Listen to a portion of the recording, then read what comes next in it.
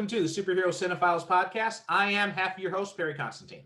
And I am the other half, Derek Ferguson, coming to you from Brooklyn, New York.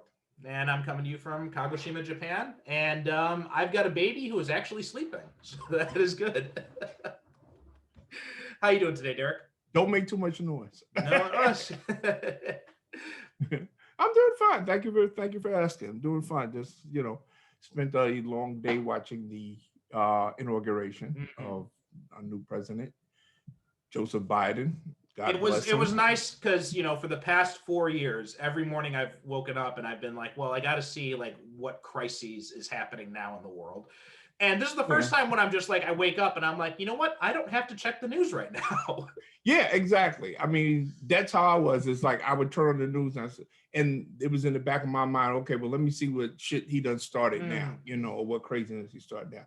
And a lot of that is gone now. Yeah. A lot of things, he's still out there.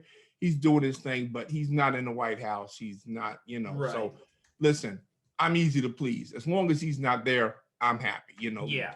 Let him go do whatever he want to do, go back to TV or whatever. Although the latest rumor now is that he's going to start his own political party. Oh God, I hope he does. I hope he does too. That'll be so funny.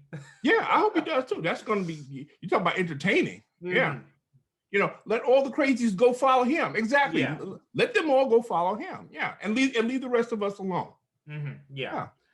And so, but otherwise, I watched the first 2 episodes of WandaVision, which is creating a considerable amount of controversy among MCU fans. I don't get it. Like, I don't get why people are thinking. I mean, they told you exactly what the show is going to be, and then people are complaining that's what the show is. God bless. See, this is my thing. This was one of the most heavily publicized TV shows of like the last 6-8 months. The premise of the show was stated very plainly for anybody who can read English in numerous articles, and that they knew what. So I don't understand. What did you think you was getting? Age of Ultron Part 2? Yeah, I don't understand it. Why people saying, "Oh, well, I didn't know I was going to get that," and I think a lot of it has to do with that. Because I grew up with sitcoms like the Dick Van Dyke Show, and Bewitched, and so I recognize the source material, and maybe what it is that you have a lot of younger people who didn't grow up with that, and they just don't, they don't see why this should be funny, or why this is, well, it's more satirical than funny, really. It is, yeah. But the difference in that the difference in it is like I don't go so far as to say it's satirical, because you can tell because satire is often used as a way to kind of tear something down. But this, you see, like there's a genuine love of the sitcom format, I think, in this. Well, they got Dick Van Dyke. He was a consultant. Right, yeah. So I mean, yeah. So I mean, it is like a love letter to, those sitcoms from the 50s, the 60s, and 70s. Because I see that now when they got to the end of the second episode, they went from black and white to color. So yeah, I said, oh, they're moving to the 70s now. So okay. Well, yeah, if you've seen in the trailer, because they have like they've got they're moving into like the 70s sitcoms where they've got, so you can tell like they've got like in the trailer they show them like their house is a kind of like a 70s style set, and it seems like it's got kind of a Brady Bunch feel to it. Like a Brady Bunch kind of look. Yeah, exactly. Yeah. So I don't know. Like I said, I think maybe what is that a lot of younger viewers of the show, they just didn't grow up with sitcoms like I did. So like I said, I recognize the source material, and and I'm having a good time with it. And the acting is great. Paul Bettany is hilarious. I was so surprised at that. Like we knew he was witty, right? Because he was very witty, right? Yeah, like when he played Jarvis, like he had that timing down pat. But I never knew he was just so like slapsticky funny. I love the scene in the first episode where he's at work. He's over there, and the guy, him, they're doing the folders and everything like that. And he stops. He says, "Okay, let me just ask you a question. What is it exactly we do here?" And it's the way he says it. And he said, I was reminded of all those TV sitcoms where you never was really sure what the husband did. He just he left out and went to the office. Yeah. But what he actually did at the office was never really spelled out exactly. Right. So yeah, that cracked me up a lot. He said, "Oh well, you know, we do this and we do that. It's like, yeah, but what do we do? So yeah, it was it's just the way he says it. He says it with the right inflection and doing his head like that. So yeah. Well, also like the little comments he makes about to remind people that he's not that he's pretending to be human. Yeah. Right? They're like, wow, you're a machine. He's like, no, I'm not. Who told you that? Yeah, who told you? Yeah. He's like, no, I've got no skeletons at all. Like the very first episode where they have the heart that's on the calendar and they're trying to figure out what it is. And they just say, well, it must be our anniversary. Well, 90% of sitcoms is based upon some kind of confusion or somebody gets something wrong or somebody misunderstanding is the basis of most, you know, sitcoms. So that was like, when I saw that, I said, yeah, that's like a classic sitcom, you know, that right there, that's the plot. You know, I think I read something online, like some meme or something where they're like, you know, if Seinfeld were made today, like 90% of the episodes would have to be thrown out because they could all be solved by cell phones. Yeah, exactly.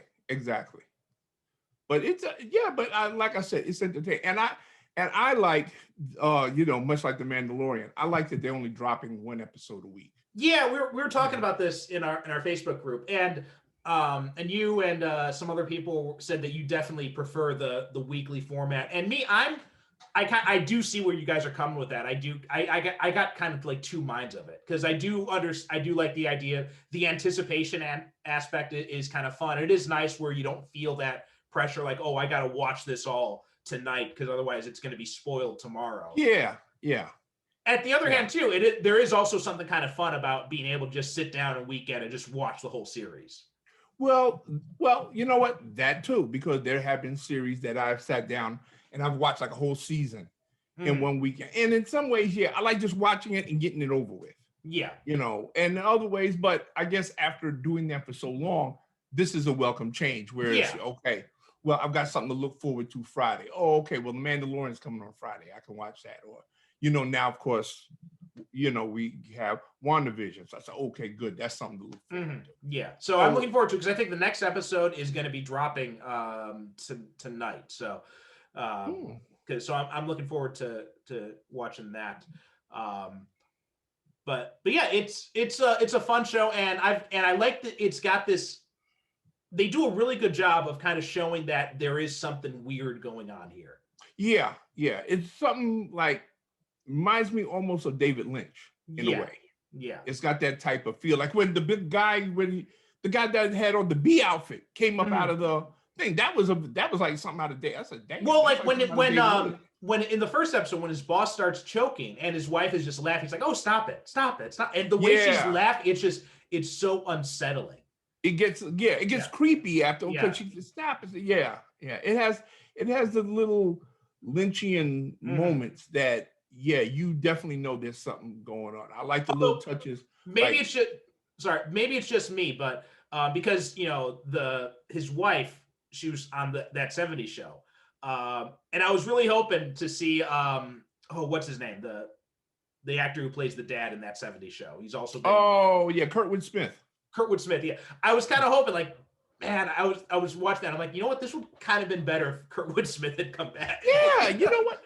Thank you. I was saying the same thing because I said, oh shit, Deborah Jo Rupp. I said, yeah, that 70s show, cool. And I said, damn, how come they didn't get Kurtwood Smith? I know, yeah, that would have been perfect. That would have been perfect, but I don't know. Maybe he's doing something else. Maybe he was busy. Maybe he's retired from acting. I haven't actually seen him in like anything in a while. So that's why I'm saying maybe he's retired from acting, or maybe, I hope not. You know, maybe he's in ill health. And he wasn't available for filming.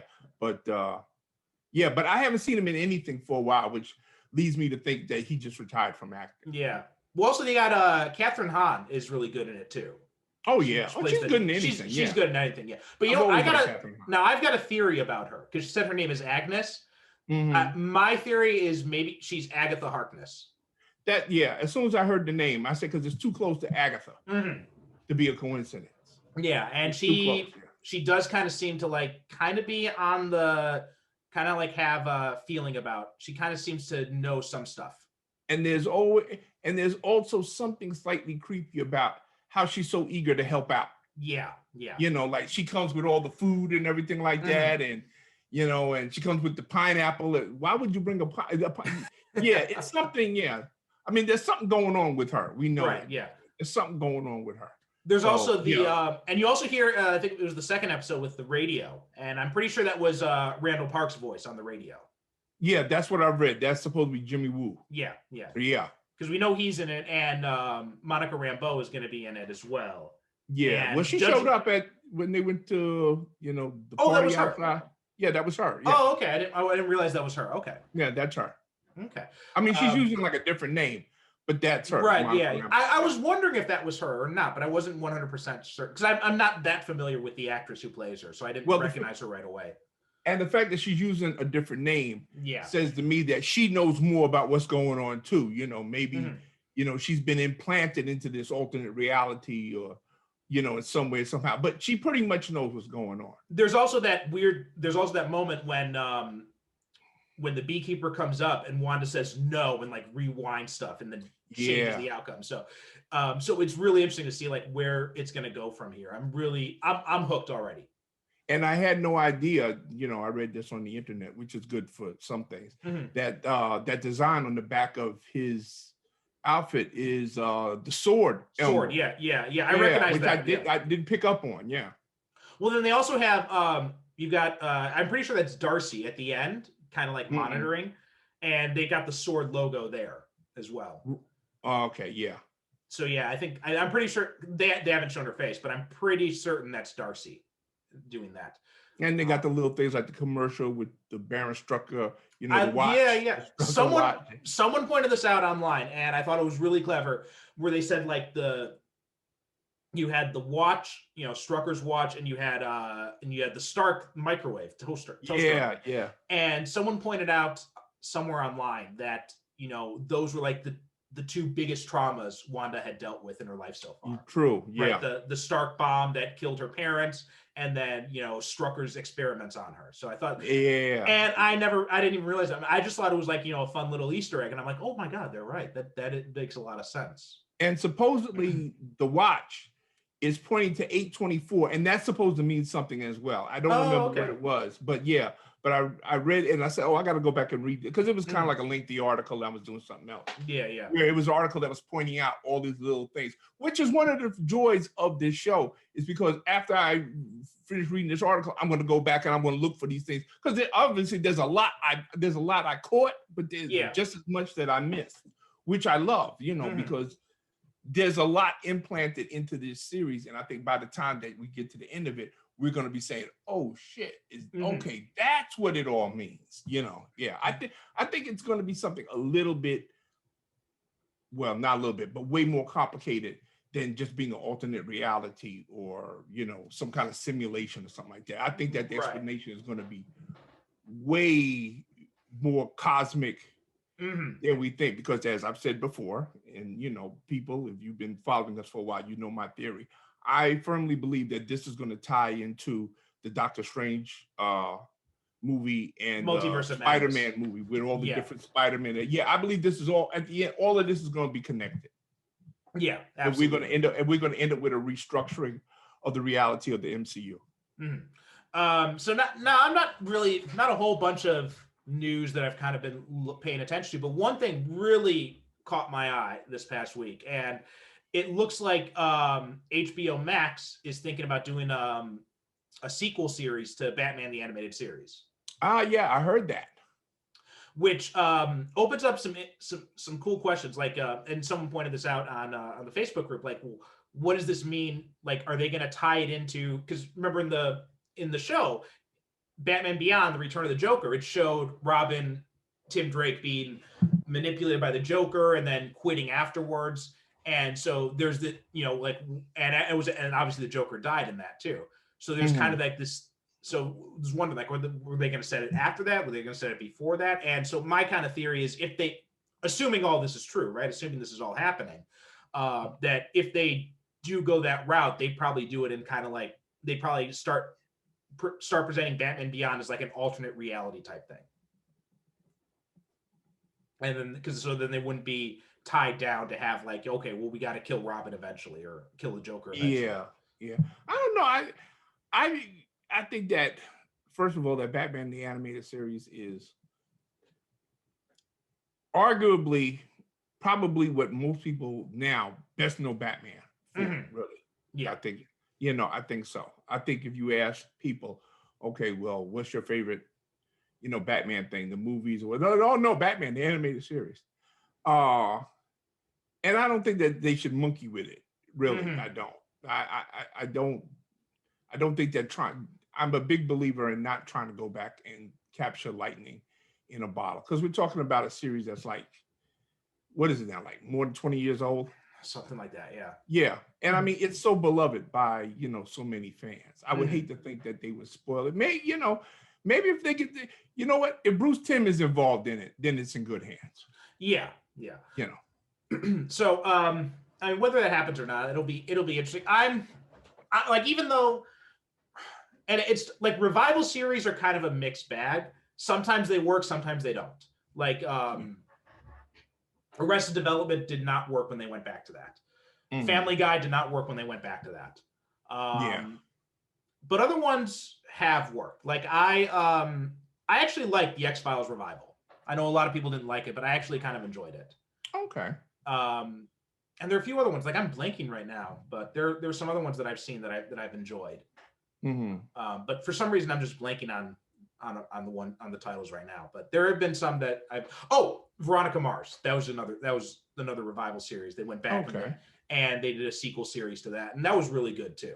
So I mean, listen, as far as I'm concerned now, anyway, HBO Max can't do no wrong as far as I'm concerned now, because with them announcing that that all Warner Brothers movies is going to be on there for this year, and and it looks to me like they're just going to be throwing a whole bunch of their superhero stuff on here now, so hey, I'm in seventh heaven.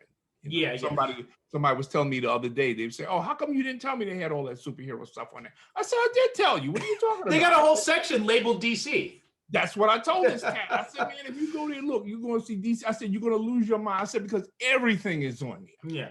And he went and he said, "Man, I lost 2 days." He said, looking at everything. Like you posted this in one of your groups about asking people what their favorite streaming service is, and like and it was actually I was surprised at how tough a choice it was for me between Netflix and HBO Max, because HBO Max is like the shiny new toy I just got. Well, yeah, that's it for a lot of people. I thought it was interesting that a lot of people said that it was hard for them because there were things in each one of the streaming services that they did like. And things that they didn't like you pointed out quite accurately, that the Amazon Prime interface, I mean, it's terrible interface. I answered you. I said I can always tell when I'm in the basement writing, because folks, that's where I spend most of my time during the day, in the basement writing. I can always tell when Patricia's trying to watch something on Amazon Prime, because she doesn't cuss a lot. When she cusses, I said, "Oh, she's trying to watch something on Amazon." And then 5 or 10 minutes later, Derek, and I say, "Go up there. What's the matter? I can't get this." Yeah, but it does. It's horrible. In comparison, HBO Max is magnificent. Oh, it's so good. Yeah. I mean, easy to find what you want, easy to navigate. I especially like they've got the different areas, right? Like they've got they got a Cartoon Network section, they got a DC section, they got all these different. I think it's probably out of all of the services, like I think they do the best of making it really easy to find.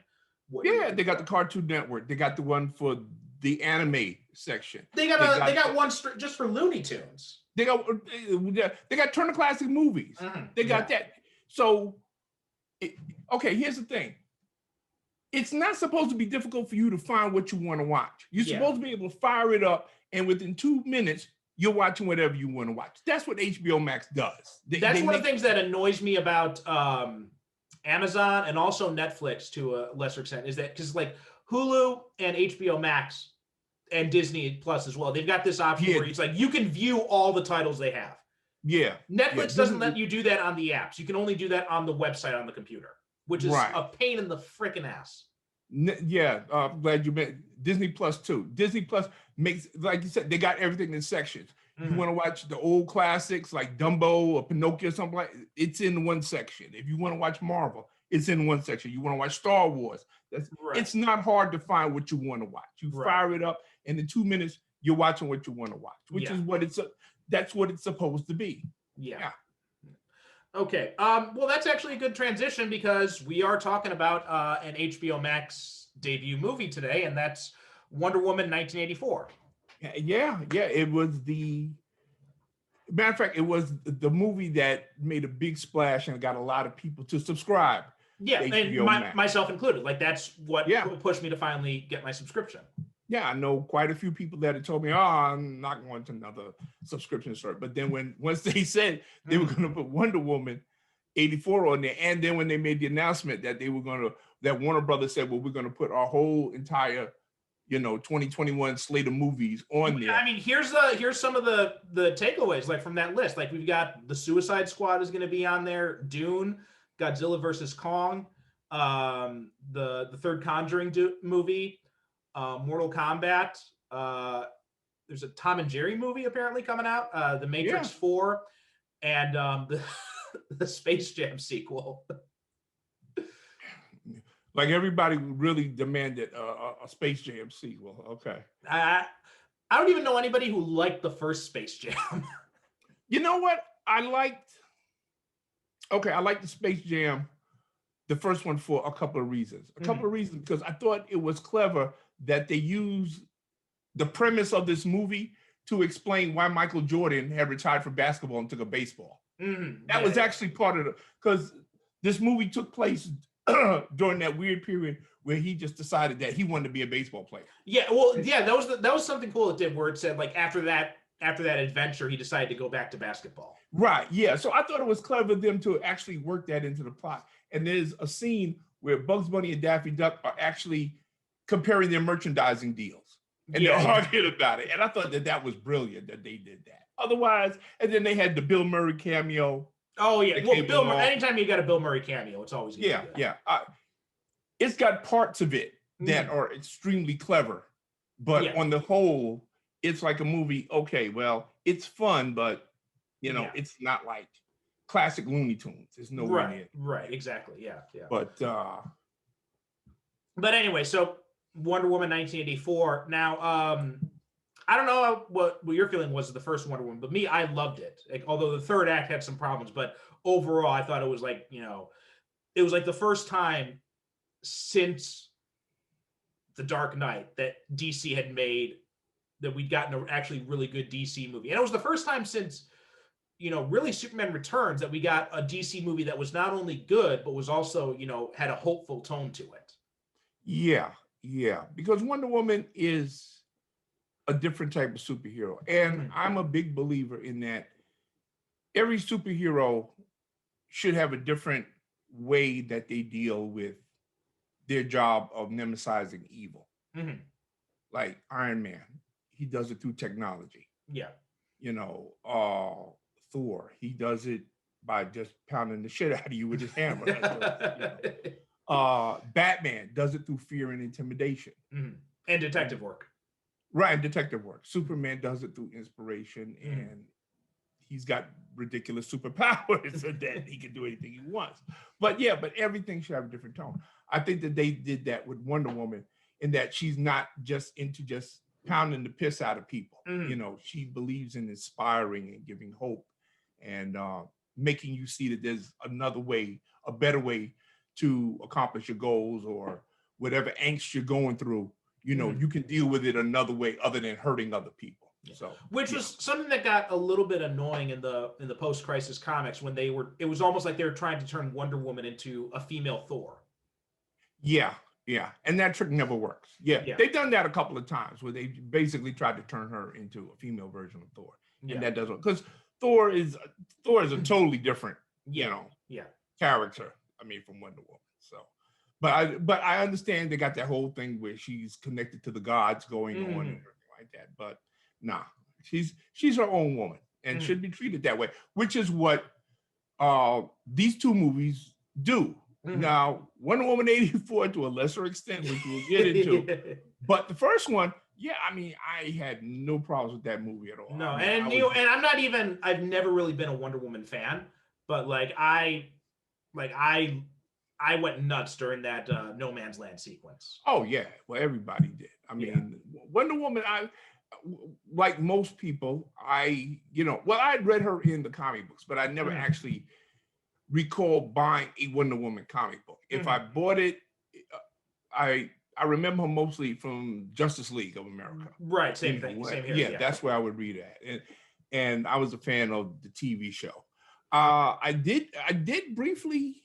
Now here's the thing: I did briefly read the comic during that period in the 70s where she lost her superpowers and they turned her into Emma Peel. Oh, it was Dennis O'Neil, right?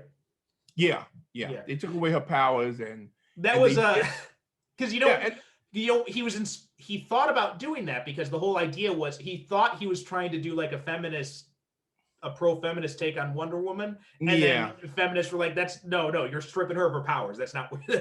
Yeah, that's not pro-feminist when you take away her powers, Yeah. And but that's what he did. He gave her like Asian sidekick who trained her in martial arts and stuff like that. And they turned her into Emma Peel. Yeah. I recall briefly reading it then, and I did not read the character until like years later. But that's when George Perez took over. Right. That was in the post-crisis era, I think, in the 80s. Yeah. But again, it's George Perez, and George Perez George Perez knows these characters, better than a lot of people. Yeah. Do. So Wonder Woman has always been one of those characters that's always had this like up and down, up and down, up and down. She was always popular, I think, but she was never popular enough that she sold like, Superman or Batman. To be honest, she never sold those types of numbers. Yeah, I know that, like as far as Wonder Woman writers go, I know that there have been a few standouts that there are a few names that always come up. There's George Perez, obviously. Denny O'Neil comes up, but not in a positive way. But also there's Gail Simone, of course, and Greg Rucka. Like those are like the big names that come. The big three names: Perez, Simone, and Rucka are like the ones that always come up about Wonder Woman. Yeah. So I mean, and it's all fairly recent. Like when you talk like Superman or Batman, like you go back to like the 60s or the 70s or even the Golden Age, and you find there are a lot of writers that have those. With Wonder Woman, you don't have like. It's only recently that I've been able to remember the name of her creator, William Marston Molson. Okay. William Molson Marston. See, now I'm screwed up. It's something like that. Don't worry about it. It's something like that. But it is interesting that those names don't stand. His name doesn't stand out as much as say like Stan Lee, Jack Kirby, Bill Finger, Bob Kane, Siegel and Shuster, Simon, and all that. But that's because when he created Wonder Woman, he had a definite political agenda behind creating the character, Right. And there's a documentary / biography about him that I got to find the name of it. I don't remember the name of it. But this cat was apparently had a very freaky life. Oh yeah, he was a freak. I'm trying to. Yeah, William Moulton Marston was Moulton Marston, yeah. And looking up the documentary title now. Yeah, and Professor Marston and the Wonder Women. Yeah, that's the one. And that wasn't a documentary. That was a biographical drama. A biographical drama. Okay. Apparently, a lot of his views about feminism and sexuality and all that kind of stuff found its way into Wonder Woman. Oh yeah. Like he was very big on he was in a polyamorous relationship with his wife and Olive Byrne, and those two women, they were a huge influence on Wonder Woman. And apparently they helped him write, and they had input into the scripts and stories or whatever. Yeah. And he said, like, his whole goal was, he wanted an idea for a new kind of superhero who would conquer not with fists or firepower, but with love. And it was his wife who said, make her a woman. And And yeah, and he was very much like his version of Themyscira was, a utopia. And it is kind of funny that they did go the warrior woman route later on in the 90s, because it's kind of like the opposite of what he actually intended for her to be. But then again, they only brought the Amazons back to what they originally were, because that's what they are. They are a warrior society. Yeah, they brought it back, which I'm glad that is reflected, in these movies that Wonder Woman appears. As a matter of fact, one of my favorite parts of Justice League is when they're trying to keep the mother box away from what's his name? What's the big bad's name? What's his name? Steppenwolf. Yeah. When he comes to Paradise Island, he comes second, and they're defending. That's one of my favorite scenes in there, because it shows how badass the Amazons are. Matter of fact, they should just do a whole movie about the Amazons now, as far as I'm concerned. Paradise Island versus Wakanda or something. That would be that. That would be interesting. Yeah. But yeah, so like the first movie, wonderful, and also like just the chemistry between Gal Gadot and Chris Pine was amazing. Like that, it's like they were just they worked really well together on screen. And so, but the thing about this movie is, I don't know, this was definitely kind of a letdown. I got to be honest. Okay. And like right from the start, I started getting a little nervous, because the opening scene reminded me of Superman 3, and not in a good way. How so? Well, it's just like, remember in Superman 3, there was that whole opening sequence where it's like kind of this like goofy superhero type sequence. It felt like very much the same vibe in Wonder Woman 84. We're talking about the scene that's in the shopping mall where she foils a robbery. Yeah. Okay. Yeah. And just like it very much had that kind of like campy type of feel to it, which I kind of understand what Patty Jenkins was kind of go for. Like, it's trying to say like, this is a brighter superhero movie, and kind of setting the tone like more like the 80s mindset. I get all that, but it just still, it didn't really work for me. I don't know. How do you feel about that? Well, that's what I've read. I mean, this isn't my theory, but I have read this in various Facebook groups, that the intention that Patty Jenkins was going for was to make a movie, which is why it's called Wonder Woman 84, to make a movie that felt like it could have been made in 1984. That's the feeling she was trying to go for, not just to have it being set in 1984. But when you're watching it, you're supposed to feel like, well, this is like a lost movie from 1984 I've never seen before. Yeah. She didn't achieve that for me. Because, and here's the thing, there actually really is no reason for this movie to be set in 1984. That was something that was bugging me too. Like, if you're gonna call a movie, like, even though I do have issues with X-Men First Class, I do understand why it was set during the Cuban Missile Crisis. It makes sense for that movie to be set during the Cuban Missile Crisis, but it didn't make sense for, say, X-Men Apocalypse or Dark Phoenix to be set in the 80s and the 90s, respectively, just like it didn't make sense for this movie to be set in the 80s.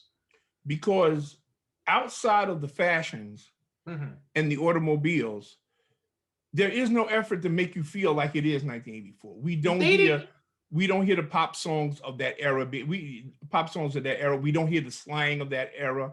The president, well, whoever the president was in 1984, that's who it should have been, instead of just this generic guy. Right. I was thinking, I'm like, I guess that's kind of Reagan-ish, but he wasn't. Yeah, you know what? They could have found a better job of finding somebody to look like Ronald Reagan. If that's, it's so weird that you're hedging on that, because you go all out with making Pedro Pascal, Maxwell Lord, an obvious Trump analog.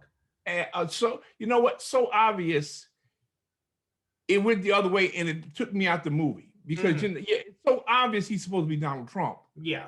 That I say, something. I get enough Donald Trump in my day-to-day life. I don't want to see him in my entertainment too. Yeah, I mean, I get what you're trying to go for, but you could have done. I think less is more. I think, and I think that's something that Patty Jenkins should have kept in mind with this movie, because it felt like, I can understand, like, doing a little bit of camp in the opening sequence, fine, but I think she went overboard with all these, like, too much into the camp, too much into the Trump analog. There, But then she pulls back on other things. Like she doesn't go not enough into the 80s feel. Like yeah. the Guardians of the Galaxy movies felt more like 80s movies than this one did. You took the thought right out of my head, because I was going to say that in another minute or so. Yeah, Guardians of the Galaxy feels more like a 1980s movie than this one did. And I'm looking at it, I'm saying, yeah, there really is no reason for this movie to be set in 1984. Yeah. I really don't.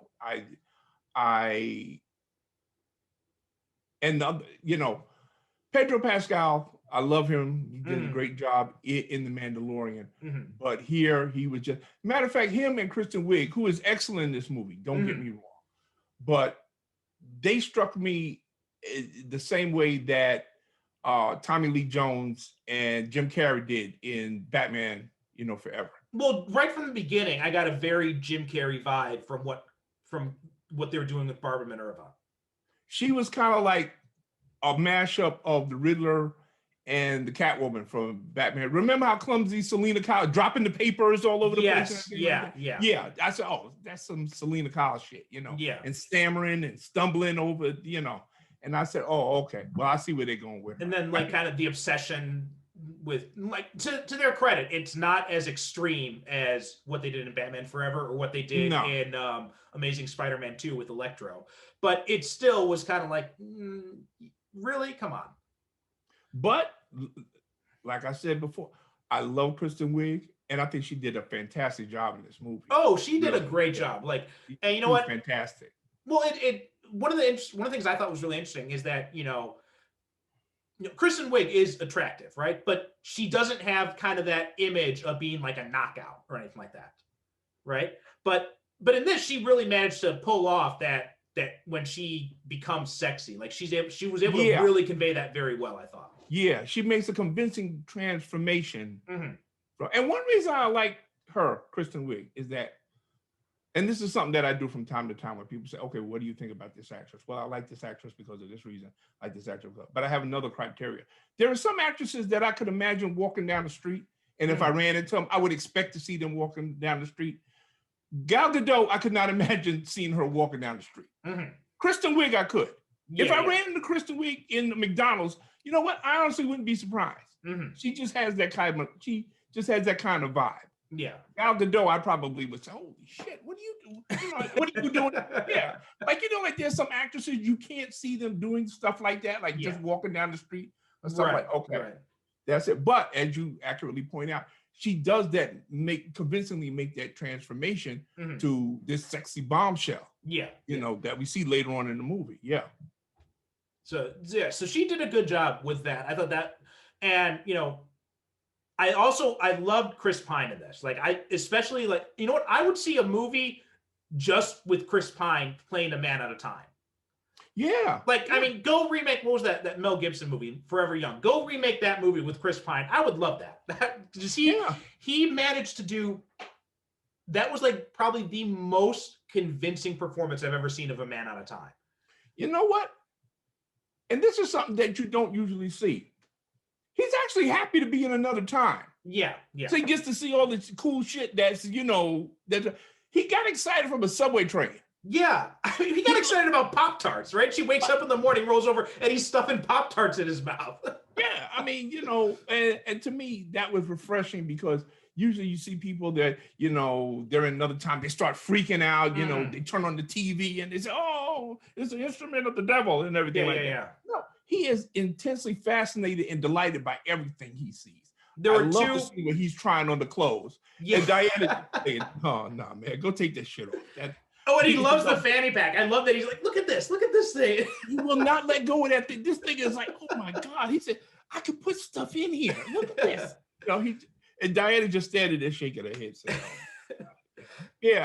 It's funny. Cool. We've now watched 2 superhero movies that featured a fanny pack in a prominent way. It's a trend, bro. It's a trend. Fanny pack superhero movies. It's a whole genre unto itself. But also just his wonderment when he sees the plane.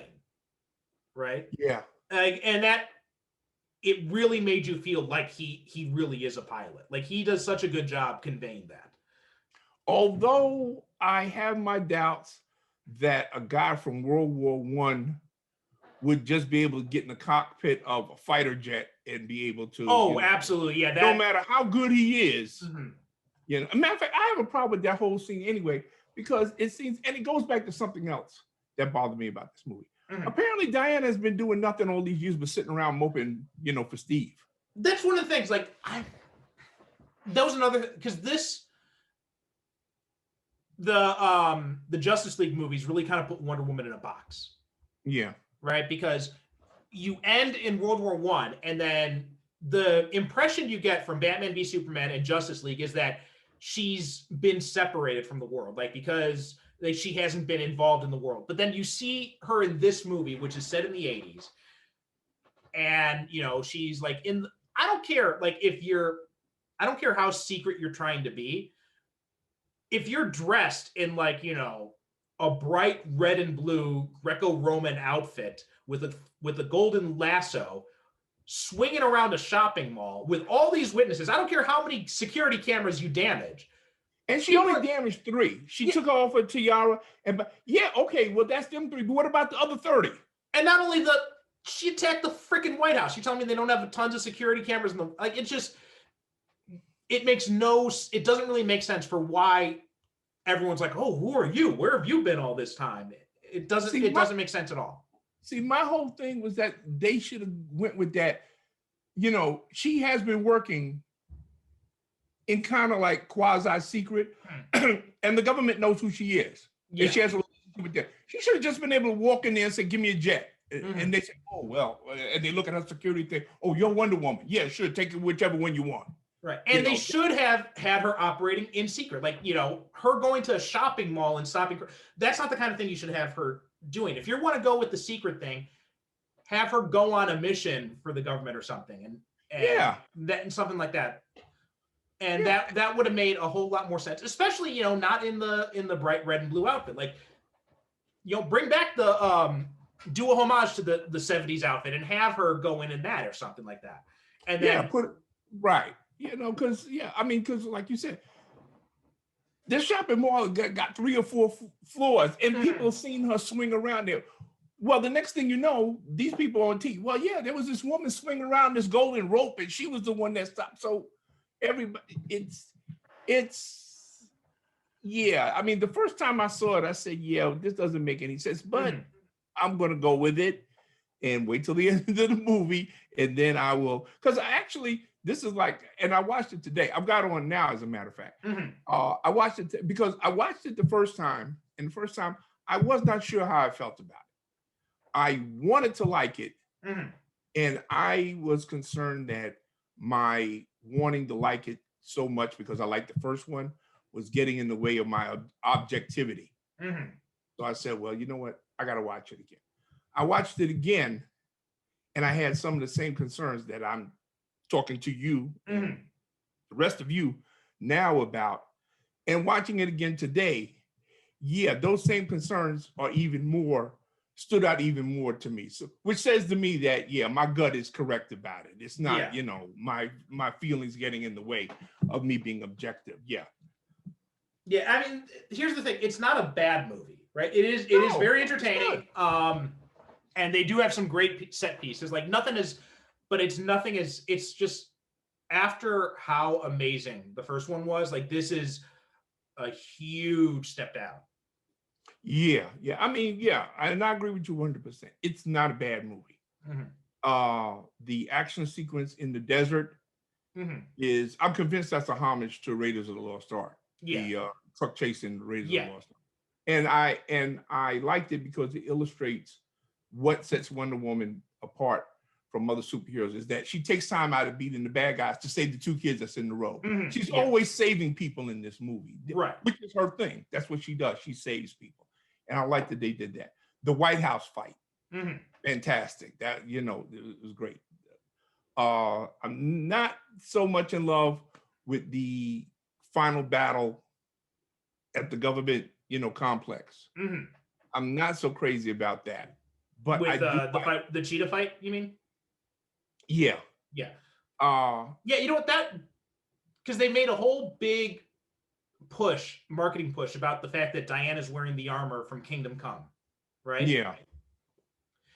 And then you watch it in the movie, and it's like, well, that didn't really do a whole lot, did it? Yeah, that really didn't do much. I mean, Cheetah tore off them wings in like 2 minutes flat.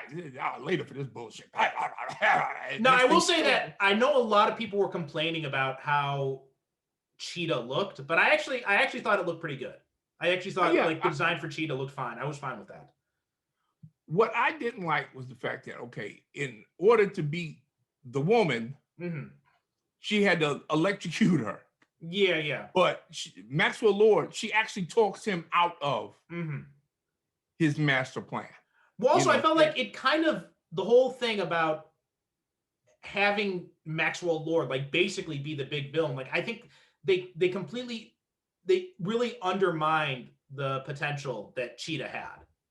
Yeah. By putting the focus on Max Lord. Right. Because if Wonder Woman, she's the hero. So her main villain in the movie should be another woman. Okay. Cheetah should have felt that. Well, especially because Cheetah is like her nemesis in the comic book. So yeah, exactly. Right. She's like her Joker, her Lex Luthor. Right. So it's like if you did a Batman movie where you had the Joker was like the henchman of Black Mask. Yeah. It'd be ridiculous.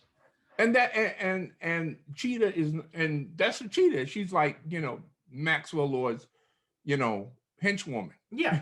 Absolutely. She's not like, and me, just on general principle, because she's Bane in The Dark Knight Rises.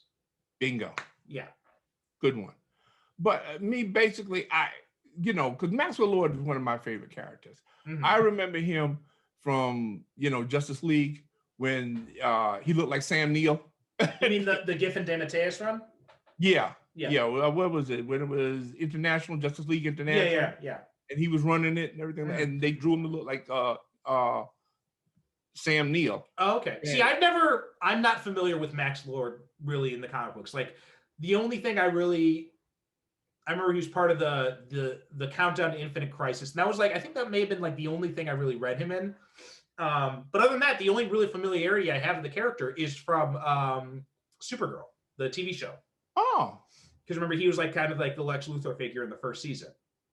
Well, in the comic books, when when it went from being Justice League America to Justice League International, Maxwell Lord came in kind of like to be the administrator of the team. And he was a billionaire, and he worked with Martian Manhunter, who was the leader then and stuff like that. And Oberon from Mr. Miracle was his assistant.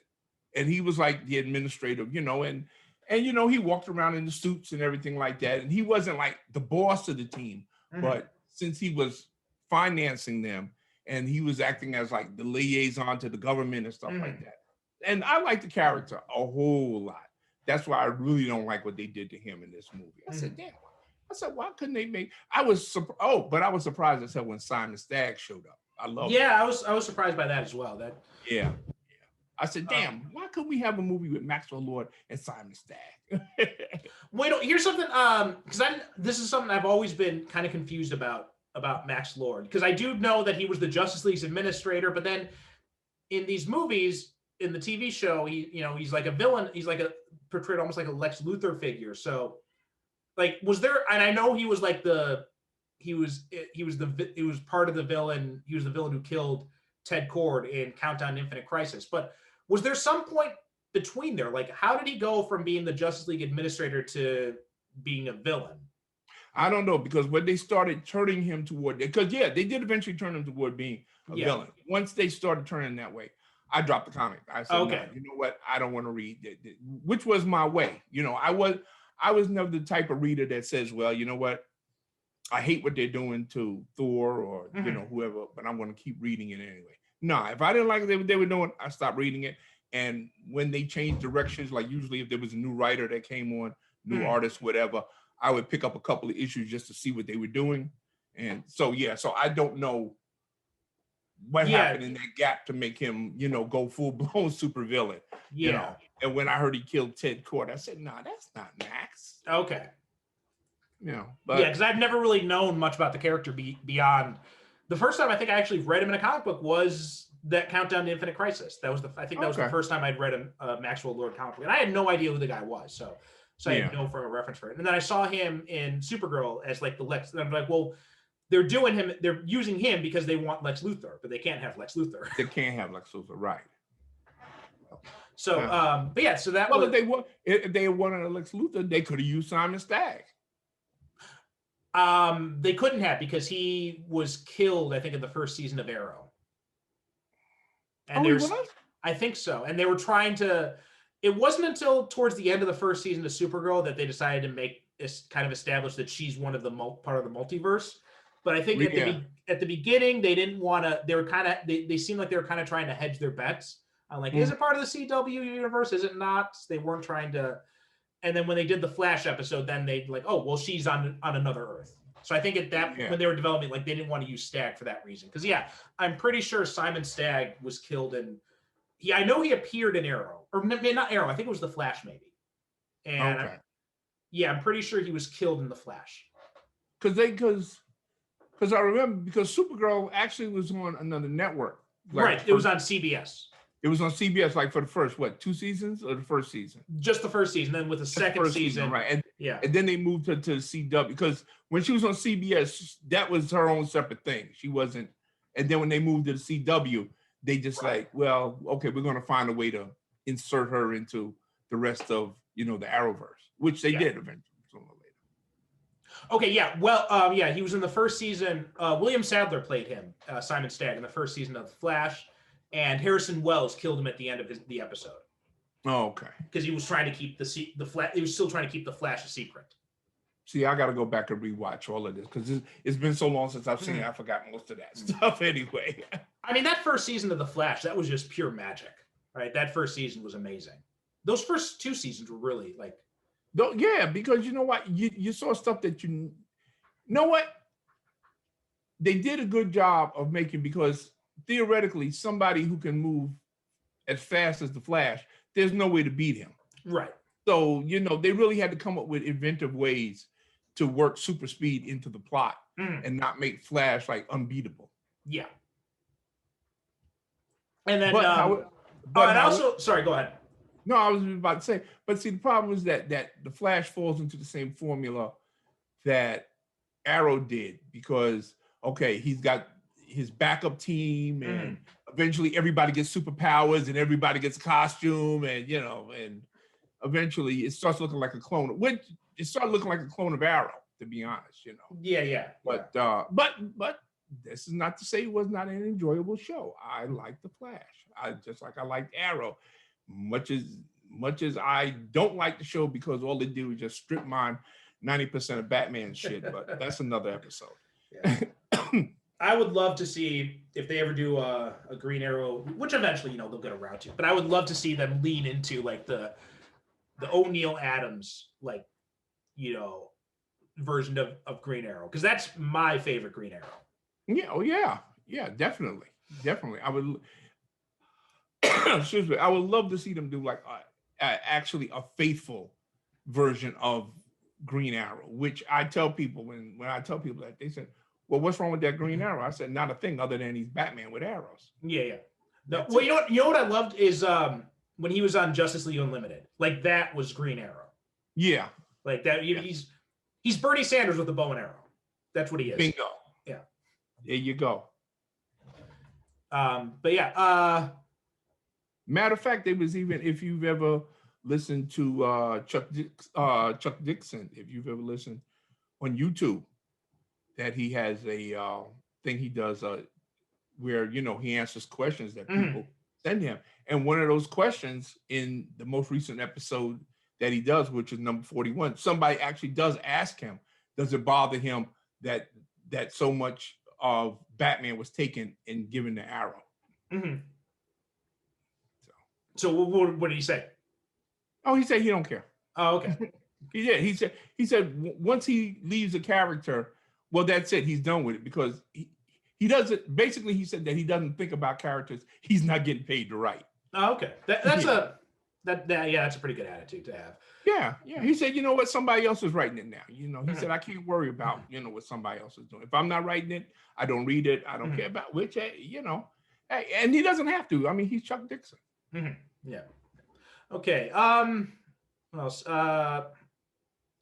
So Asteria too. Like I like that little they brought Linda Carter back for that little tease at the end there, which makes me wonder, like, what is I wonder if did they just do that because they were worried that people wouldn't realize it was Linda Carter in the armor in the first place? Or like was it like kind of was it just or was it kind of a wink, or were they trying to set something up in the future? I think it's part of that. Linda Carter, my understanding is that they did try to get her for the first movie. Matter of fact, they did want her originally to play Wonder Woman's mother, Gal Gadot's mother. Okay. They didn't want her for that. But Linda Carter is still very busy. She's still very active. She's still actively performing. And, she's doing a whole lot of things. The way I heard the story was that the scheduling just didn't work out. But they always wanted her to do something. And I think that, that little stinger that they had at the end is definitely setting up something. Because why would you go through the whole thing with the armor? Which I don't understand. Why wasn't that the movie? Yeah. Having Gal Gadot look for Linda Carter. Well, why wasn't that the movie? That would have made so much more sense, especially because we find out at the end there that Asteria is in Man's world. So it's just why? I don't know. That doesn't. You're right. That absolutely does not make sense. Yeah. Now because they're right. And then okay, you know what? I want to see your version of Wonder Woman 84 now, because that's no, seriously, because they completely gloss over the fact of the armor. Yeah. Right? It's there in her office. I mean, it's just sitting in the corner, and it's that belonged to our greatest warrior, and I was looking for it. And she says it like, I want to get my nails done, that's the armor.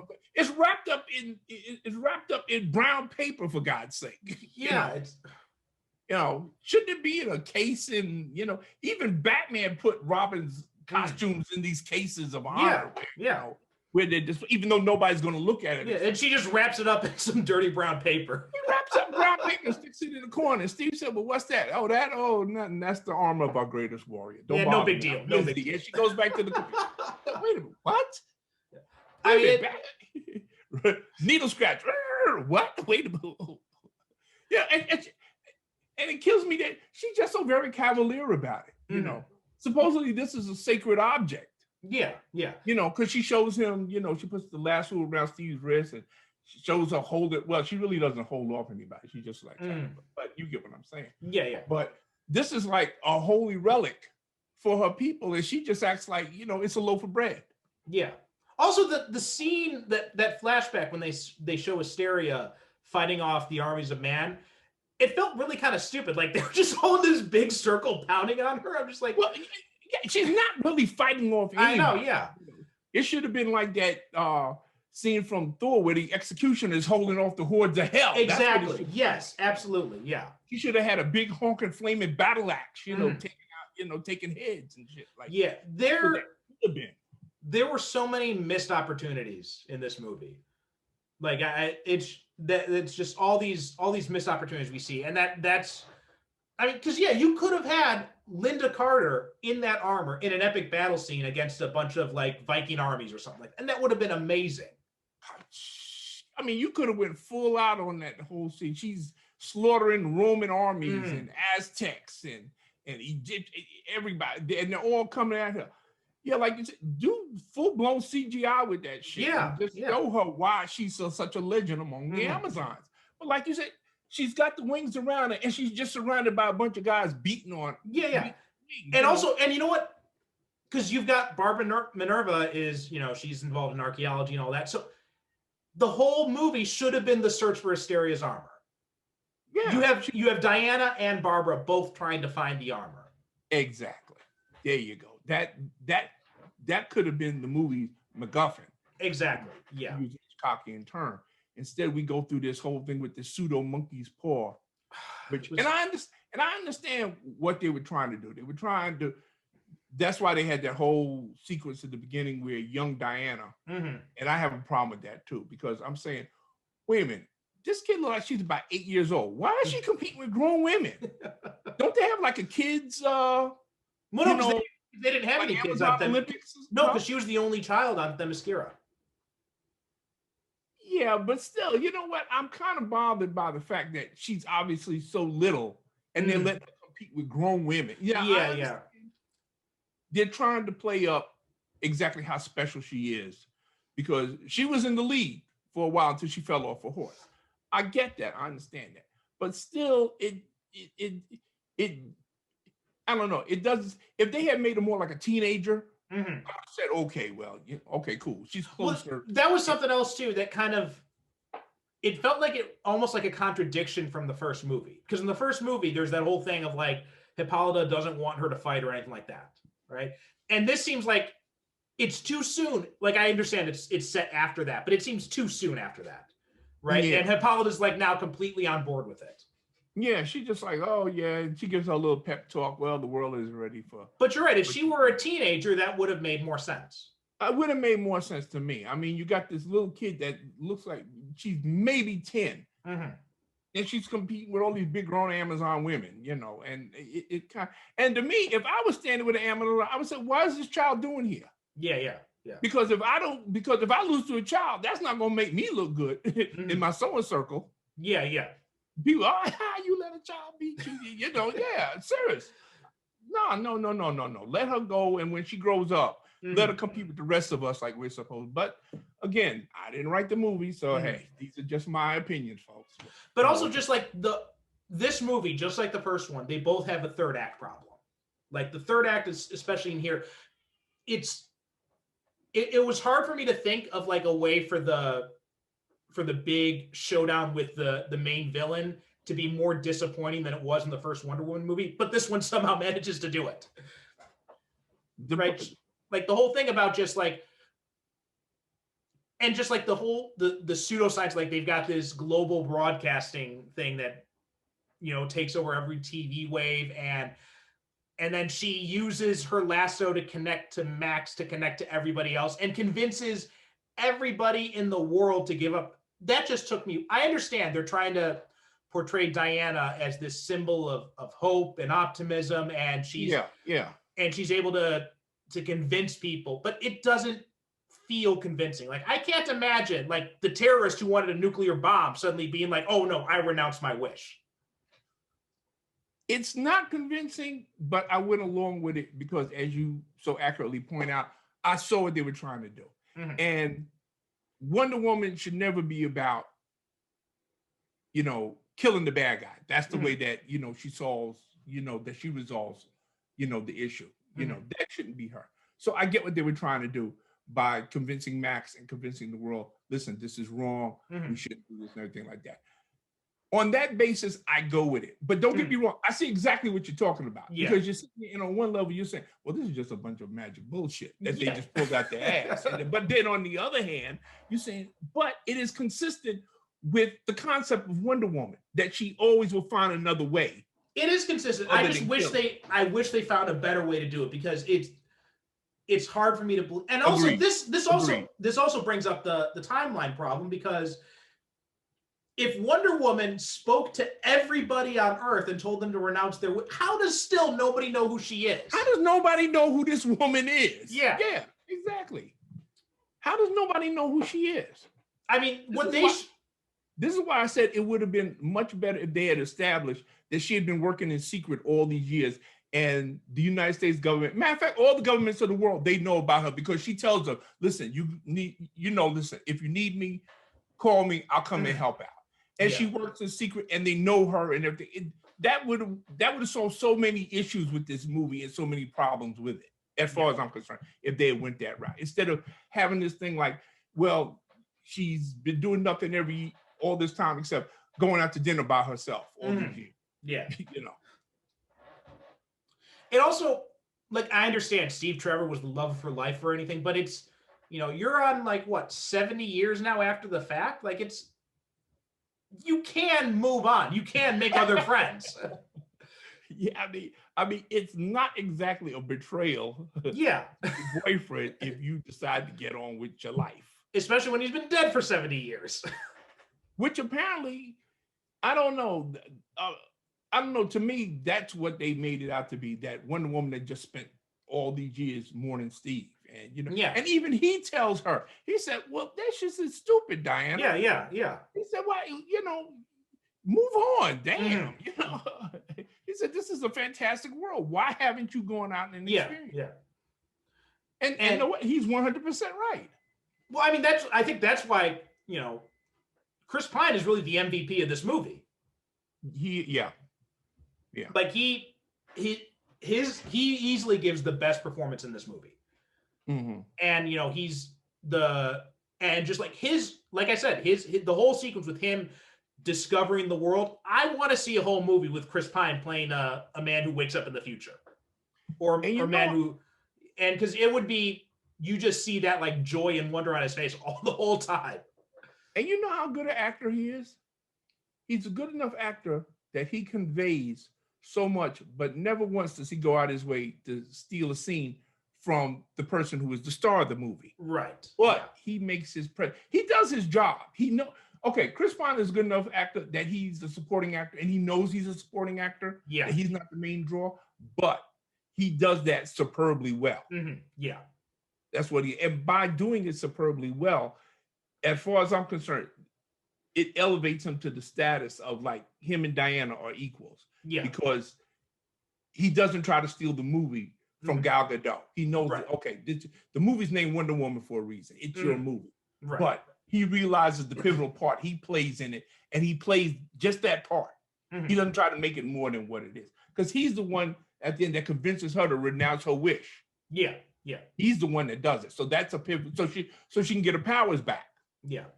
So he's the one that makes the sacrifice in this movie, really, not her. Right. Because she just goes back to her life of, having dinner by herself and moping for Steve. Until Bruce Wayne comes along. Bingo. So he's the one that's making sense because he goes back to being dead. Mm-hmm. So I agree with you 100%. Chris Pine is definitely, but you know what? Chris Pine, that cat doesn't get enough credit. No, he really doesn't. He awesome. Really doesn't. Yes, he is. I mean, he was probably him and what's his name? I'm blanking on the guys. Simon Pegg. Him and Simon Pegg were the best things of the Star Trek reboot. Oh, Star Trek reboot. Yeah. You didn't like Zachary Quinto? Oh, I like him, but I'm saying like Chris Pine and Simon Pegg, they're the best things of that. Like it's nothing down against the other actors. I thought the other actors were fine as well. Like I like John Cho in those movies. I like Carl Urban. Okay, so those three: Pegg, Urban, and Pine. Those are the three MVPs in those movies. I mean, Carl Urban, I am convinced, and he's never said it yet, but I would pay for him to have a DNA test because I'm convinced he has to be related to DeForest Kelley. Oh, somehow. Yeah. Because he didn't imitate him, but it was like he was channeling the guy's spirit. Right. Where I could look at him and I could see DeForest Kelley. Yes. Yeah. Same thing with Chris Pine. Chris Pine was not imitating William Shatner, but there were things that he did that said to me, okay, I can see these are the same characters. Yeah. I could see that the Shatner, James T. Kirk, and the Chris Pine, it's the same guy. Mm-hmm. He didn't really start doing Shatner until they got to the last movie, Star Trek Beyond. Yeah, that was the best one of the series. Yeah. Okay, now when he got to that movie, he felt comfortable enough because he had did his own interpretation. He said, okay, well, I'm going to do Shatner in this movie. And that's what he did. He just did William Shatner through the whole movie. It cracked me up. Yeah. So, but yeah, he is a really underrated actor. He, and he does deserve more credit than he gets. If you've never seen it, I'm sorry to interrupt, but I just want to let you and everybody else know. If you've never seen a movie called Hell and High Water, watch it. That's your homework assignment. Okay. It's a heist. It's a crime movie, and him, Jeff Bridges is in it playing a Texas Ranger. Nice. And it comes highly recommended. If you want to read my review, go to the Ferguson Theater. You know where it's at. And if you don't, shame on you. And you can read my review there. But watch that movie. It's a great movie. Neo-Western heist film. Whoa, that sounds interesting. Yeah. I'm gonna have to check that out. Great movie. Yeah. All right. And there's a funny real world tie to this because it's funny that they based this version of Max Lord on Donald Trump because it had a weird kind of real world, not ramification, or ramification is probably too strong a word, but because they were talking about after Donald, the QAnon people, there was this theory floating around that when Donald Trump leaves the White House, they're going to take him to a secret base that's operated by the Space Force, and they're going to use the global satellite system to broadcast Donald Trump's message to all the TV. They stole the plot from Wonder Woman 84 and did their conspiracy theory. Yeah, it was so ridiculous. I'm reading this. I'm like, that's exactly what happened in Wonder Woman 84. Well, you know that they also stole the plot of the John Woo movie, Face Off. Yes, yeah, I saw that too. Yeah, you saw that shit where they talk about that they secretly switched Donald Trump's face with Joe Biden, and that's really Donald Trump. What?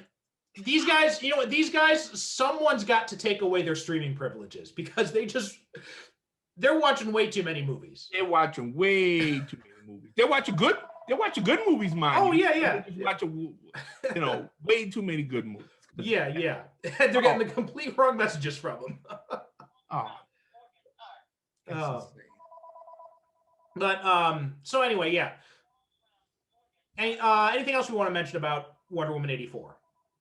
Oh wait, there is something else I wanted to mention, because if you're gonna give the movie the subtitle 1984, that is such a loaded title, right? 1984. Yeah. And then you're not gonna do anything with that. Like, not even any sort of allusions to that. That's just it feels like such a wasted opportunity.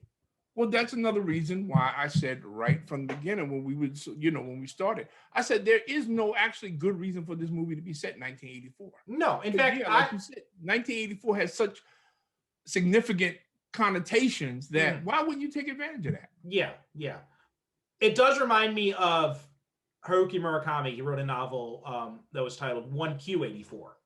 And again, it was the same kind of disappointment where it's like, you've used this title and you don't use it at all. And it's just, it's such a missed opportunity. And it's like, if you're not going to, like, this movie, and in fact, I think this movie should have been set in the modern day. It should have been set after Justice League, because then you wouldn't have to go through this thing like, oh, look, she destroyed the video cameras. That kind of bullshit. Yeah. I agree with you 100%. This should have been set in present day. Because to me, the only reason you want to make a movie in period like that is to take advantage of so many other things. Right. And like I said, they don't take advantage of the music of the era, the slang. The only way that you're in 1984 is because of the costumes. Yes. That's the clothes they're wearing. That's it. Outside of, and even Diana, she dresses in pretty modern dress. That gear that she's wearing looks like, I said, well, that shit that they're wearing now. Speaking of which, though, I got to mention this: that white dress she wore at that gala event. Oh, now that's a dress. That's a dress. And Gal Gadot knows how to wear a dress. Oh God, yeah. She knows how to wear a dress. My wife said, "Why do you keep rewinding that part of it?" I said, "You know why? Stop fronting. You know exactly why I'm rewinding that." Yeah. Well, especially me, like, I'm a leg man, so like that scene was just like, oh, that was definitely for me. Yeah. I mean, that she does an excellent job of conveying the beauty of Wonder Woman as well as the strength of Wonder Woman. Yeah. So that we see those two sides. I mean, really, she nails it just like Linda Carter nailed it. Yeah. I mean, really. I mean, you can see why she's the Wonder Woman for a whole new generation, just like Linda Carter was Wonder Woman for our generation. You can see why she's inherited that mantle, because she wears it as naturally as you or I wear a hat. Yeah, I gotta hand it, because this is a casting just like Chris Evans as Captain America, just like Robert Downey Jr. as Tony Stark, and like Ben Affleck as Batman. All these, like, I've seen these actors in tons of movies before, but never before, if you told me before they got cast in these superhero roles, if you told me Robert Downey Jr. as Tony Stark, I would never have thought, oh yeah, obviously. Yeah. Chris Evans is Captain America. Never would have entered my mind. Never would. Gal Gadot was Wonder Woman. Never would have thought about it. Never even heard of her. No, like I remember her from the Fast and Furious movies, but I'm just like, but I never would have watching those movies. I never would have been like, oh yeah, that's Wonder Woman. Right. Nothing she did in those movies would have made me say, okay, yeah, she'd be the perfect Wonder Woman. But But she's amazing as Wonder Woman. She does an awesome job. And it's a theme that you and I keep coming back to in, these episodes as we explore these movies, how vital and crucial casting is. Yes. To us going along with what we, like you said, just now. So many of these actors, we look at them now and we say, okay, well, we can't see that anybody else doing it's going to be a long time before somebody else can play Iron Man. Yeah. Because Robert Downey Jr., he's Iron Man. Mm-hmm. Captain America, why do you think they're trying to get Chris Evans to come back? Because they're saying, well, I mean, because he's Captain America. Exactly. Yeah. And another thing too is just like it's hard to see where you go from Diana at the end of this movie, basically just having saved the world, having convinced the entire world to choose truth and reality over the monkey's paw wish. And, having this whole uplifting spirit and like this idea, like I have to move on, and then go from that to Batman and Superman when she's still living in the past. Yeah. Like you said, and I know filmmakers have this thing that they don't want their movie to have to rely on what somebody else has done. But I think Patty Jackson would have served her. Patty Jenkins. Go back. Well, Patty Jenkins. Yeah. Excuse me. Patty Jackson. For her to go back and look at the character development in those other movies and say, well, you know what? Maybe I should tweak something here or there. Because it's like Wonder Woman 84, as it is now, exists like in its own kind of weird little space. It does, yeah. Where it doesn't really fit with the Wonder Woman we saw in the previous movie, and especially not the one we see in Justice League and Superman versus Batman. Yeah, because in Justice League, it does set her up kind of perfectly for this movie, right? This idea, like she has, and in fact, I think that's a better way of doing it. Like she has moved on for Steve Trevor. Boom, Steve Trevor comes back. Yeah, right. Exactly. I think that would have been much more impactful that way. Right, because then she would have had to deal with her feelings, for Bruce Wayne, and now this guy comes back. Yeah, you're absolutely right. This movie should have come after that. Yeah, because again, as I said, there is no good reason at all why this movie should be set in the year 1984. It makes absolutely no difference to the story. None at all. And it also it makes me appreciate Aquaman and how it does feel like a more organic movie to follow Justice League. And even though when we did talk about Aquaman, we did talk about how it is kind of like separate from Justice League, but still you can see how it fits together. You cannot see how Wonder Woman 84 fits before Batman v Superman. Yeah. It's like I said, it's a weird little movie that kind of exists in its own little, and I can only hope that, because they've already announced that they're going to do another Wonder Woman, even though due to the COVID and this not being in wide release like they wanted, it didn't make as much money as they wanted it to make. But I guess it made enough that they said, well, something, we're going to go ahead and make one in the hopes that by the time we finish making it, COVID will be a memory. Well, they did something really smart when this movie came out, and because this is when I signed up for HBO Max, right? When you went to the sign up page the week of this movie's release, and it may still be up there, I don't know, but they had an offer there. They said, like, you know what, you can subscribe and get the free trial and subscribe for 1 month at a time, or you can subscribe for $10 a month, pay it all at once, buy a 6-month subscription in advance, and so it's like $60, 6-month subscription, and that's like saving like $30 on the 6 months, or you can subscribe for the 6 months, and knowing that they got Wonder Woman 84, knowing that they got all these other movies from 2021 that are coming out straight to HBO Max, knowing that they've got all the DC stuff, I'm just like, oh yeah, I'll commit to 6 months. Of course you will. And I think, that was a really smart way they did this. They got people to pay basically $60 to watch Wonder Woman 84. Yeah. Very, very cool. I mean, I'm I'm lucky because we have DirecTV. And since we had HBO already, they said, DirecTV said, well, you know what? Anybody who's already subscribing to HBO, we're going to give you HBO Max for free. Right. Yeah. So you don't have to pay anything extra for it. So I told my wife, I said, okay, these are the two things you are not allowed to cut off.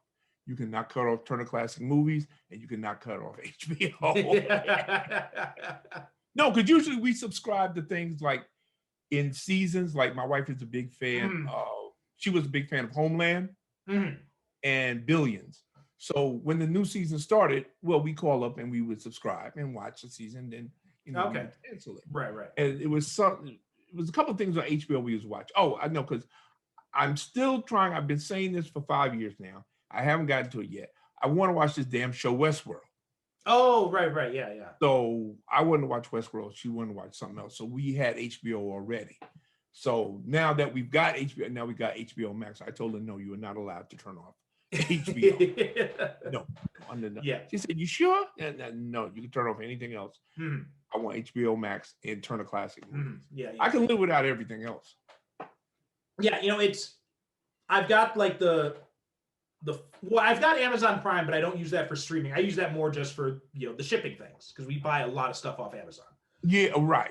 Yeah, well, same thing here. Patricia, and this is no lie now, and she's going to see this, and she's going to cuss me out, but no, really, Patricia gets packages from Amazon just about almost every day. No, especially of course now with the COVID. Yeah. Well, we do too. Like, we're ordering stuff from Amazon all the time, like nonstop. Especially because it's more, especially where we live, like it's just so much more convenient. Yeah. And you know what? I don't care what anybody say. I've always been a person, I would go for convenience. Yeah. And I would rather go online, order something, rather than I got to go into the store and look for it. I got to deal with salespeople and this and that. No. I go on Amazon, order exactly what I want in a day or two. Bam, it's at my door. Yeah, same here. Well, because some of the stores that I need to go to for a lot of stuff, it's like a 20-minute drive. So you're looking like 40-minute drive round trip, and it's just like it's a pain in the ass to work that into the schedule and all that. Yeah. Especially now that we got the kids. So it's like, if Cotano's not here, then I got to take the kid with me too. And, it's a whole big production. It's like, yeah, exactly. Yeah, I understand. Yeah. And then, it's no production for me, but it's the wintertime. And frankly, I hate going out during the winter. So same here. If I can order something and have it delivered, I'm doing that first. Well, I'm someone who hates leaving my house in general. Like like when the lockdowns and all that were starting, everyone was complaining about staying home. I'm just like, this is great for me. I'm loving this. I tell people, they say, oh, well, how are you doing during the quarantine? I say, just fine, because usually during the wintertime, we're home anyway. Yeah. We don't go out. The only time we like going out is during the spring and summer, to be honest. Right. Yeah. Now, when it's 70 degrees outside and it's nice, we're going outside. But like it is now, like today, it's like 34 degrees. No, we're not going out. No. We don't go in. We actually have had people come, like neighbors, they'll come and knock on the door and say, you guys all right? Serious? Yeah, we're fine. Why? Well, we haven't seen you a day. We're home. What are we going out for? Look at the it's 20 degrees outside. Why would I go outside? Unless I had... It's just that simple. Why would I go outside? No. Yeah. I'm in. Okay. So any final things to say about Wonder Woman 84? Yeah. I was reading something on one of these Facebook groups, and I actually got to stop going to these Facebook groups. People were complaining about, they said, well, where's her sword and shield? How come she's not using her sword and shield? Well, there's no reason for her to use her sword and shield in this movie. She's not fighting Doomsday. Yeah. She's fighting regular human beings. She only uncorks the sword and shield when she really has to. Right. But of course, comic book fans are a bloodthirsty lot, and they just want to see her kill people. Right. I did like how they showed the lasso's versatility as both an offensive and defensive weapon. Yes, I thought that was a really good way to. Yeah. It's like her version of Captain America's shield. Well, I mean, even though I do have issues with the most, I did like that one sequence when she kind of throws it behind her and lassos the two guys and then jumps off and then swings from it. I did think that was really cool. Yeah. So I really liked how they showed the versatility of her using the lasso. Mhm.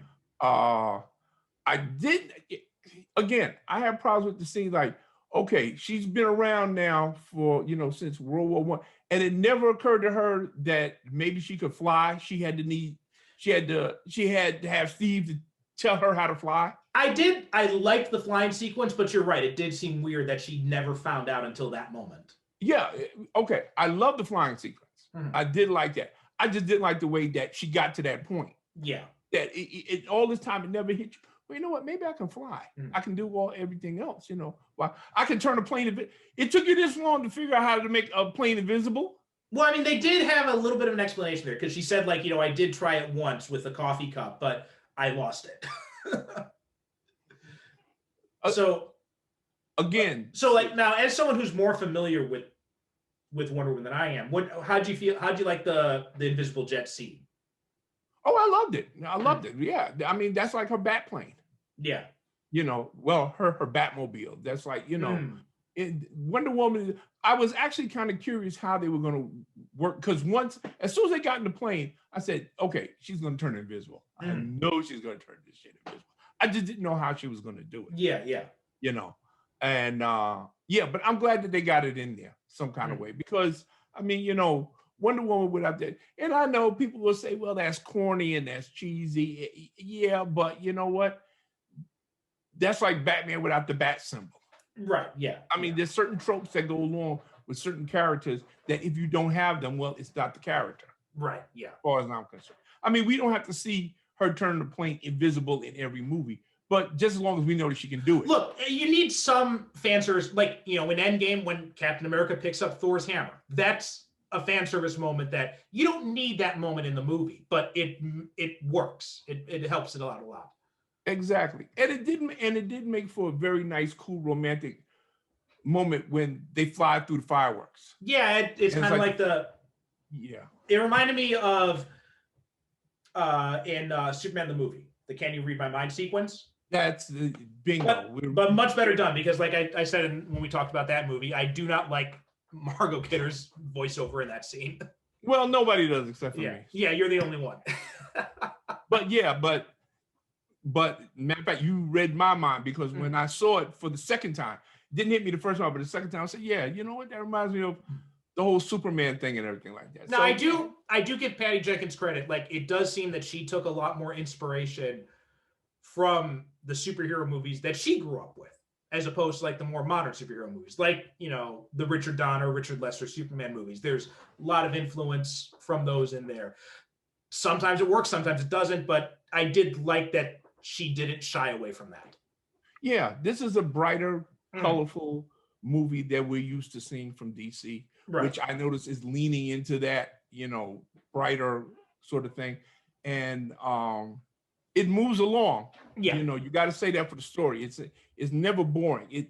I do think that she front loaded it with so much action at the beginning and gave us those two big action sequences. The Olympics, the Amazon doing the Olympic things, and with the robbery attempt in the mall, because she knew there was going to be this long sequence where it's just going to be character development. Yeah. And she said, well, maybe I better give them a whole bunch of action up front. I don't know if I kind of agree with that, but I see why she did it. Because now she's got to reintroduce us to Diana. She's got to introduce us to Barbara. She's got to introduce us to Maxwell Lord. There's a lot of plot she's got to set up before she can move along. It's a lot of I don't know. I think that's why she did it, but I think maybe she could have like spread out the action a little bit more. But when we do get the action, like I said, when we get to the desert and we get that, and then we get to the White House, they more than make up for, because now we do know these people. And, because by the time we get to this point, we do like Barbara and we're investing in what happens to her. Yeah. Like you said, like, and I kind of along the same lines, like I don't agree with the choices that Patty Jenkins made in this movie, but I can understand where a lot of where she was coming from with the choices. I can see her logic in making those choices. And I think that that's the one thing that you and I are trying to say about this movie. We liked it. We see the things that we don't go for, but we understand why Right. the choices the director made in this movie. We understand why she did it, and we're willing to go along with it because we understand, even if we don't necessarily agree with it and say, yeah, well, you could have did it this way, but hey, I didn't make the movie, so I have to go with the movie that I got, not the movie that I would have liked to see. Yeah, I mean, it's not like, shooting Jimmy Olsen in the face just because.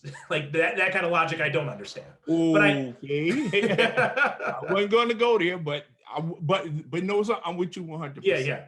And I mean, like you said, this is not a bad movie. It is a fun movie. If you like the first Wonder Woman, and I don't know anybody who didn't like the first Wonder Woman, then you're probably going to like this one. I liked it, even with the little quibbles that you've heard me say. I enjoyed it. I had a good time. Like I said, I watched it today, and I enjoyed it just as much as I did. Well, matter of fact, I enjoyed it a little bit more because, I had already reconciled all the little nitpicks I had in my head. So I say, you know what? I'm just going to sit back and watch the movie. It will be really interesting to see what happens in the third movie, because this is kind of a unique trilogy. Most of the times when you've got, the first movie's good, and then the typical, when you got the same director doing the trilogy, right? Yeah. Usually it's because the first movie is good, the second movie is better, and then the third movie kind of like falls down flat. Yeah, it doesn't stick the landing. Right? But usually when it's the first movie's good and the second movie is a disappointment, then the director doesn't come back for a third movie. Right? Like, Jon Favreau, Iron Man was great. Iron Man 2 was disappointing for a lot of people. He didn't come back for Iron Man 3. Right. Josh Whedon, right? Avengers was great. People were disappointed with Age of Ultron. He didn't come back for Infinity War. This is the first time I can think of, and someone can correct me, but this is the first time I can think of when you've got a director who comes in, the first movie's really great, second movie is considered a disappointment, but then they're coming back for the third movie. So it will be interesting to see if she's able to recapture the magic of the first movie after what happened with this movie. Well, you got to remember that we are in such a unique situation because we will never know how Wonder Woman would have done at the box office if it had been released the way they were planning to release it, release it big. If they had done that, guaranteed you, the movie would have made over $100 million that first weekend. And everybody would be saying, oh, it's a tremendous hit, it's big, it's that. But since, COVID has done screwed up everything, and it didn't get a wide release like it was supposed to. And you know how this goes. They don't judge a movie based on the actual movie. They based on how much did it make. Right. Well, it didn't make a whole lot. Well, it made a bunch in China. It didn't do what we expected, type of thing. Yeah. Yeah, exactly. That's what they always say. They always say, well, it always reminds me. One of the weirdest things that I heard was that Warner Brothers, like, Man of Steel made something like $500 million. And they said, well, we were disappointed because it didn't make what we thought it should. It was a shit movie and it still made $500 million. What are you complaining? You made a shit movie that made you a ton of money. And you talk about, well, we're disappointed. Well, why disappointed? Well, it didn't make as much as we thought it was going to make. Really? No. So, I mean, I don't know. But let me get in a quick question here, right? Okay. That I wanted to ask you when you were talking about the news, but my brain is Swiss cheese. What do you think about this news now? Because at first it was going to be a movie, and no, it was going to be broken up, and it was going to be a 4-part miniseries. Now it's back to being a 4-hour movie. Oh yeah, with Snyder's Justice League. Yeah, what do you think about that? As I mean, first of all, do you even really care? Because I'm like, honestly, no, because it's on HBO Max, right? So it's like, I'm gonna watch it in one sitting anyway. So I don't. It's no difference for me if it's presented as a quote unquote mini series or if it's presented as a 4-hour movie. I don't give a shit. Yeah, it's gonna be terrible anyway. So, but they're making such a big deal out of it. It's not like, okay, you're sitting at home. So if you get like bored or tired after the first 2 hours, well, let me stop and I'll watch the other 2 tomorrow. Right. So yeah, you watch the other 2 hours, or if you only want to watch an hour in the morning or watch an hour in the afternoon, or it, like you said, if you can sit for 4 hours, which I can, I'm probably going to watch it all in one shot myself too. So I don't understand why the length of the movie continues to be such a big deal with people. No, I don't know. I think it's just the Snyder fanboys are just love every bit of news that comes out. They're just hooked on the news about it, I think.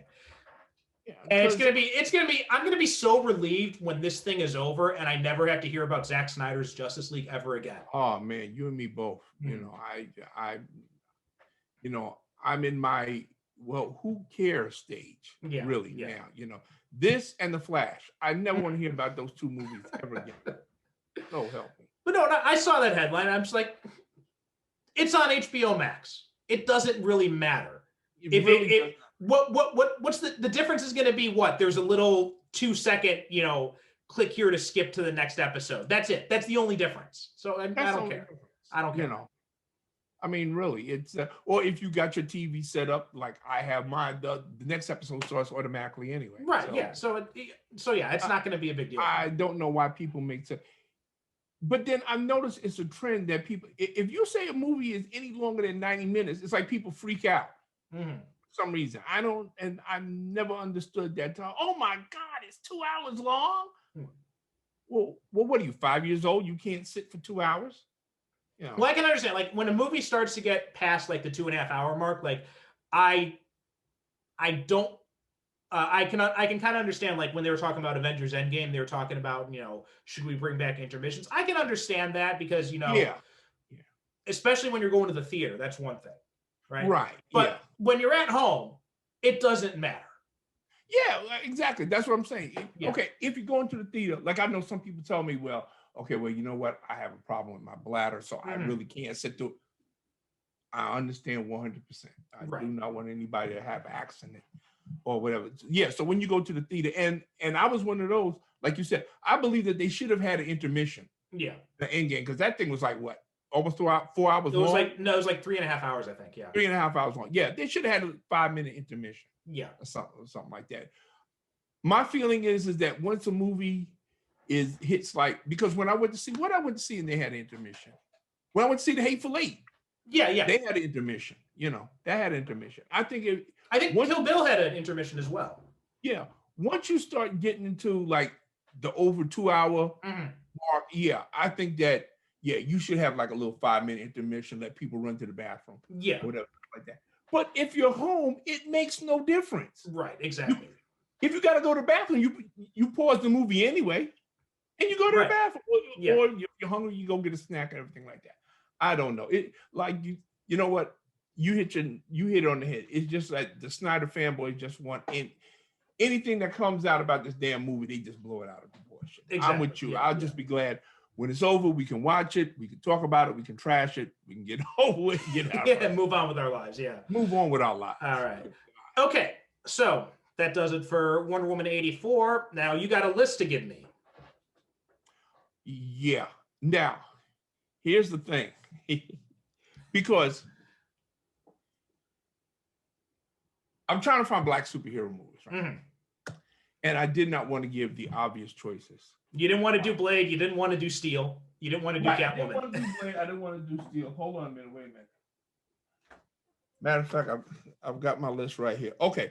2 of the movies that I had on my list was Hancock, starring Will Smith. Oh, right. Yeah. And the other one is a little independent movie that I saw a couple of years ago called Slight. And that's as far as 2016 movie? Yeah, you've heard of it? No, I'm just looking it up right now, just making sure I got the right one. Yeah, it's a independent movie. I reviewed it, and it's a movie that I don't think enough people have seen and they should know more about.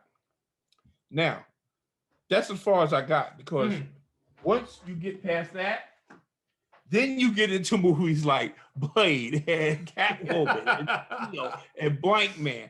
Because there simply is not a lot of black superhero movies out there. And we covered some of the more better obscure ones last year when we did it. So I'm thinking that maybe I'm going to have to bite the bullet, and we are going to have to do Steel and Catwoman. Okay. Well, there is another one. It's on Netflix, I think. This one with Jamie Foxx, Project Power.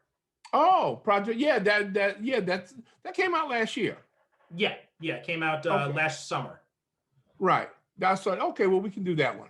Project Power. All right. So, which one do you want to do? Do you want to do first? Your pick's up next. So yeah, let's do Slight. Slight. Okay. Yeah. All right. So we'll look up. We'll go and look and find that, and we'll do. So yeah, we'll do Slight for our first. Our second instant, our first episode of our second instance doing Black superhero movies for February. Yeah, and thank you for allowing me to hijack. Oh, anytime. For an entire month. No problem. But we can also we'll talk afterwards. We'll go through and we'll see like what's a list of stuff we can find, because there's also Spawn's another one that's on there as well. Oh, I hate Spawn. Well, I know, but still, it's just saying like. No, you want to do Spawn? I mean, we could do Spawn as well. That's another we can put on there. Like we're just. No, because you know why? Because I don't want the Michael Jai White fans coming after me.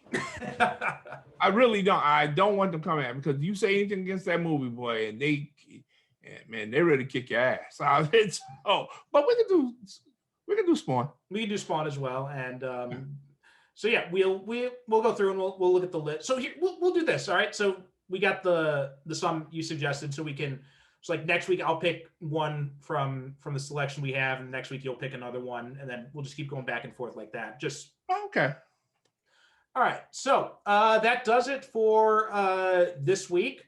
We're in a new era now, 2021. Got a new president, so that's it's nice not having to doom scroll through Twitter anymore.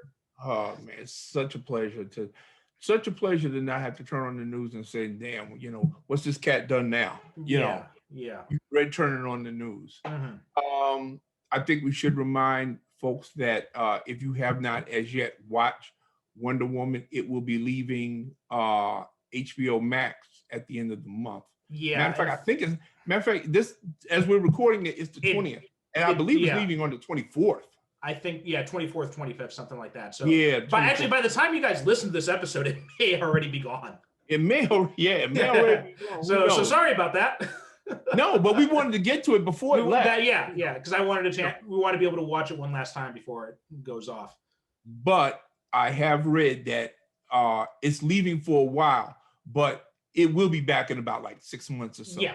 They're going to put it back on there. So, yes, folks, if you haven't seen it by now, be patient. Trust me, there's plenty of other stuff on HBO Max. God, yeah.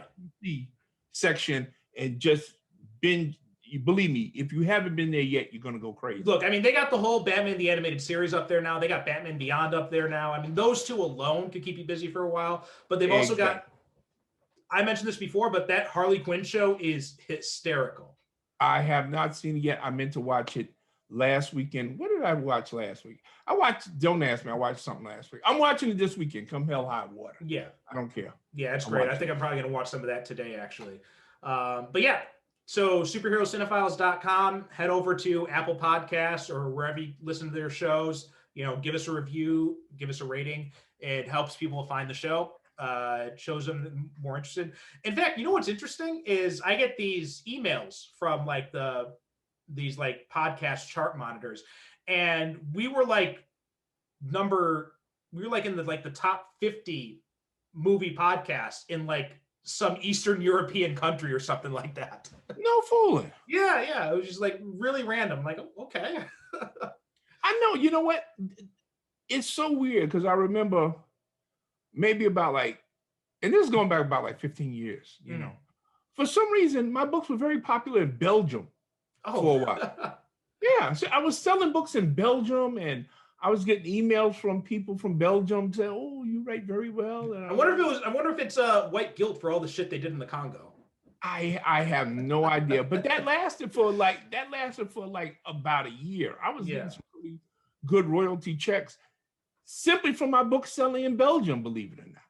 Yeah. It's nuts, yeah. Yeah, I have no idea why. I have no particular affinity with Belgium. I've never been to Belgium. I don't know any Belgians. I have no idea. It was just for that 1 year for whatever reason, I was very popular in Belgium. Oh, also something else. I'm not sure when it's going to come out, but this weekend, Derek and I are going to be guests on another show.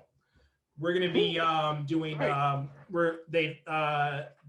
ladies who host the Pop DNA podcast. They're doing an episode. They're doing like a 4-part episode, a 4-part series on Black Panther, and they listened to the episode we did last year, and they like what we had to say, and so they've asked us to come on to do an interview. So we'll be on one of those 4 episodes. Not sure when it's going to be released yet, but we'll let you know when it's out.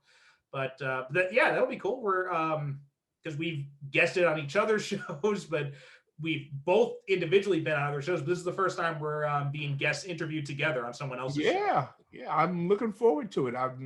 Like you said, we've been interviewed separately on other podcasts, but this is the first time we've ever been interviewed together. I'm looking forward to it. It should be a lot of fun. It should be fun. Yeah. In fact, I got to send an email, make sure we got all those details sorted out for this weekend. But other than that, it's this weekend. Yeah. It's this weekend. Yeah. So superherocinephiles.com, join our Facebook group, follow us on Twitter, Instagram, Super Cinema Pod. And, that does it for now. Thanks for listening. And we'll be back next week when we talk about Slight. Thank you for listening. Good night. God bless. Take care. Thanks for watching. Visit us on the web at superherocinephiles.com and remember to subscribe to watch more of our videos.